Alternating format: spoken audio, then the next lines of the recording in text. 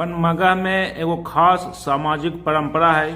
परंपरा ये है कि जब कोई व्यक्ति गुजर जाखिन, किनको देहांत हो जाए, स्वर्गवासी हो जाखिन, तो उनकर पुत्र के द्वारा, माता गुजराखिन तो छोटा पुत्र के द्वारा, पिताजी गुजराखिन तो बड़ा पुत्र के द्वारा मुखाग्नि दिल जाए।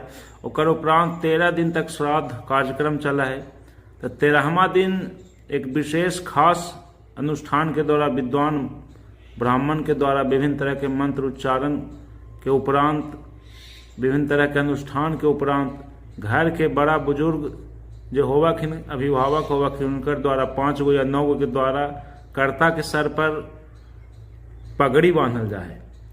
पगड़ी के मतलब ये होवा है कि अब जो गुजर गलखिन है उनकर बाद अब सारा जिम्मेवारी तोरा ऊपर आवा है। पगड़ी के तो यही ऊपर कहल जा सकता है महत्व।